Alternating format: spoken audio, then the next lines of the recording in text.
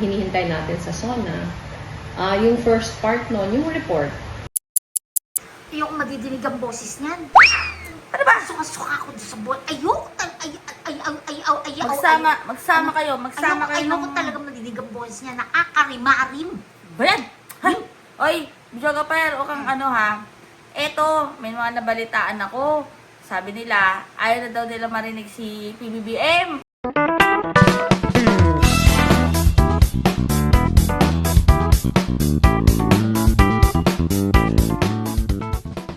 So na nga, bukas na so ng mga patang helmet. Basta pala yun. Oo, ayaw daw nilang marinig, huwag na lang daw magsalita. Diyan naman ako tutol. Kahit hindi ako red, hindi tayo loyalista, hindi tayo pulawan, Hindi tayo apologies. Hindi tayo apologies. Hindi rin tayo lalo green, hindi tayo DDS, hindi tayo DD shit. Malamang. Ba? Pero, gusto kong marinig yung sasabihin ni PBBM. Bakit naman? Kasi bilang mama yan, karapatan ko na marinig kung ano yung i-report niya. Eh, hindi naman maganda i-report niya eh. Paano naman nasabi? Narinig mo na ba? Hindi Ikaw pa ikaw, Eh, ayoko kasi madinig.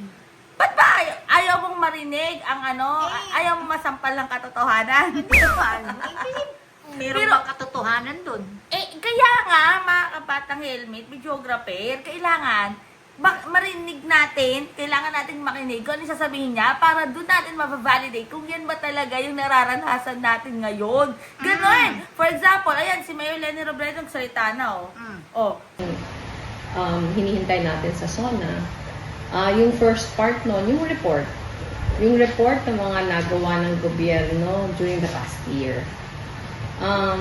Tapos yung second part nun, ano yung plano for the coming year. Kasi 2 years na lang yung administration ni President PBM. Siyempre interesado tayo, marami tayong pangangailangan, pero interesado tayo, ano yung may expect natin in the next 2 years. Pero tingin ko kasi mahalaga din yung report nung ano yung nagawa. Kasi I think, marami din yung hindi nakakaalam. Yung maraming ginagawa ng pamahalaan. Halimbawa, yung NAGA, recipient tayo na napakaraming programa ng gobyerno. Halimbawa sa housing, ang dami natin nakuha from DSUD. Yung malaking housing problem ng NAGA kasi syempre yung rapid urbanization dito, housing yung naiiwan. Pero medyo nakakahabol tayo ngayon dahil sa tulong ng DSUD. Halimbawa yung problema natin sa baha. Ginawa tayong pilot ng DPWH sa Oplan kontra baha. Maraming tinutulong sa atin, equipment, yung mga civil works na kinakailangan. Marami tayong, halimbawa I think yung pinakamalaking kaibahan na ngayong year lang ni-launch. Sabi ko nga sa ibang kakilala ko sa national government, sana naagahan yung pag-launch nito. Parang pinalaki nila yung LGSF. That is another question na LGSF. Kasi hindi yung nararamdaman dati. Alam na dati ng tao na may LGSF. Ang hirap mag-apply, mahirap mag-access.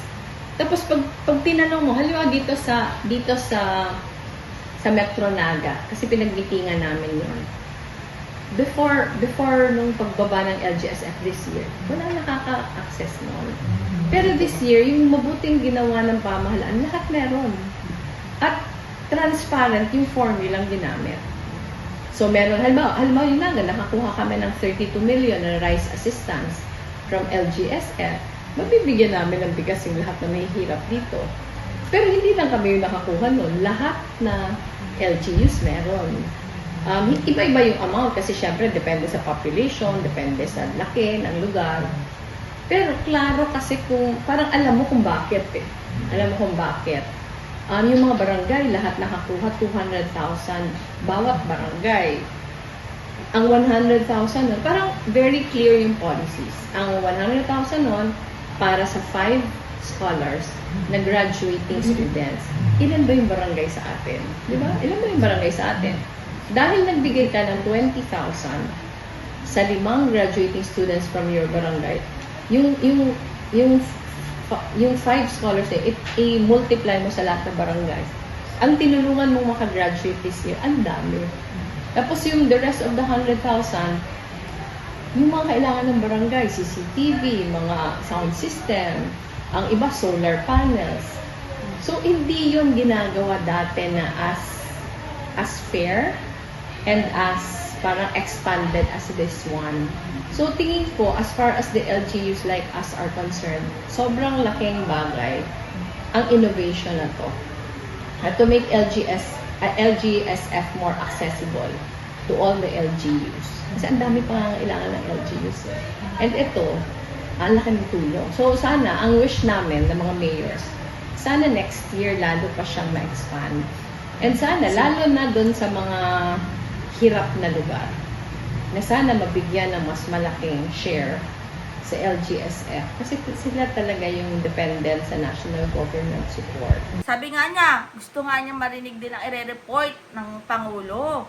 Sige na nga. Oh, sabi nga din niya, marahil yung iba sa ating mga kababayan ay hindi nalalaman o hindi nakakaabot doon kung ano yung mga nagagawa din ng pamahalaan o ng administrasyon. Nagbigay din ng example si Mayor Lenny Robredo diyang video kapar. At diba nga, ito matagal na to eh. Mismo galing na rin to kay Mayor Lenny Robredo. Yung regarding nga sa LGU, video kapar, yung binibigyan ng funds yung LGU para mas mabilis na yung process regarding sa funding sa LGU na para yun yung gagamitin sa mga projects. Unlike before, sabi nga ni Mayor Lenny during her vice presidency, video ka pa, ng OVP pa siya, wala nga daw ganyan. Tapos parang haba pa ng pila, tapos may mga pa-under the table pa, di ba, malakasan. Kaya sabi niya yun ni Mayor Lenny, hindi ko makakalimutan yun. Pero Napakahabang process. ngayon, napadali nga ang lahat. Sana nga daw noong pa daw nagawa at na-implement yan. O diba, at least, nare-recognize ni Mayor Lenny Robredo kung ano man yung mga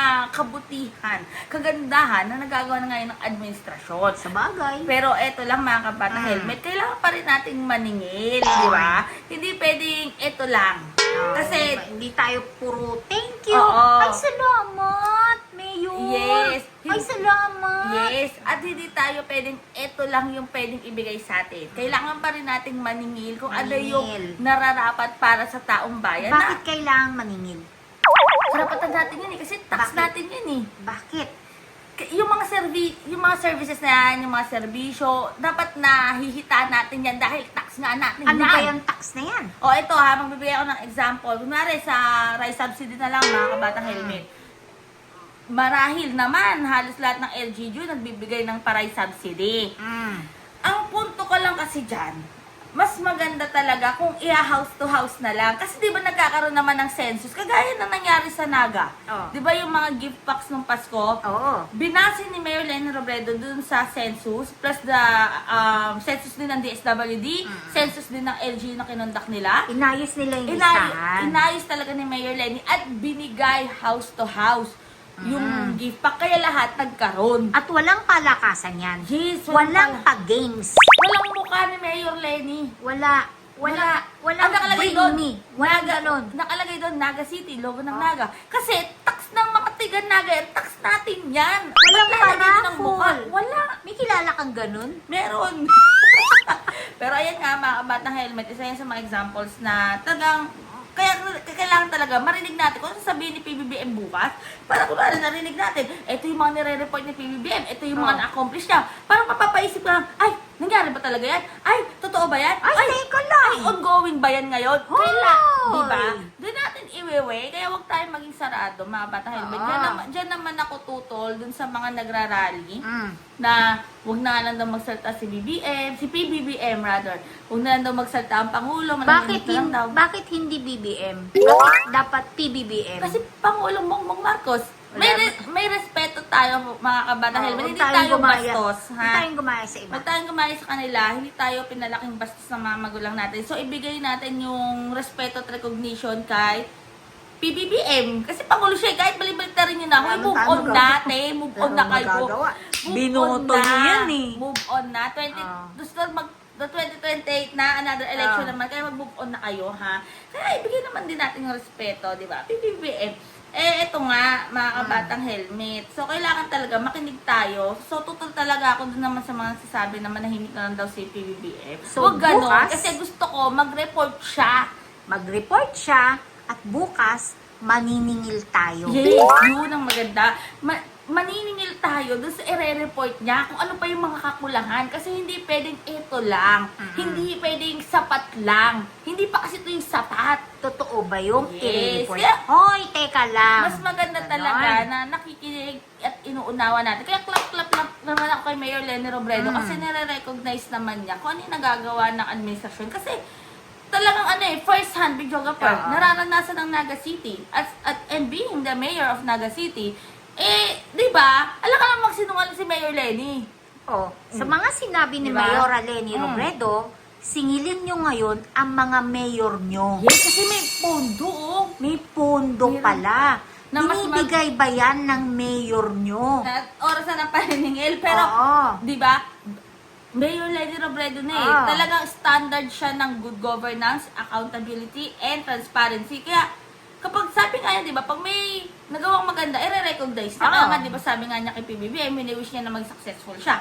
At kung meron naman din nagagawang hindi kaaya-aya, i-call din niya yung attention. Kaya nga tayo kakamping eh. Kaya lang minsan, alam niyo mga batang helmet, nawawalan na rin ako ng, nawawalan na ako ng abog. Amor. Amor, yeah. Nawawalan na ako ng amor sa ibang mga kakamping at sa ibang mga dilawan dyan. Ayoko maging, ang tawag doon, videographer, magpaka-impokrita na, Bakit? kasi yung Ano iba, naman yan? masyado naman kayong sarado.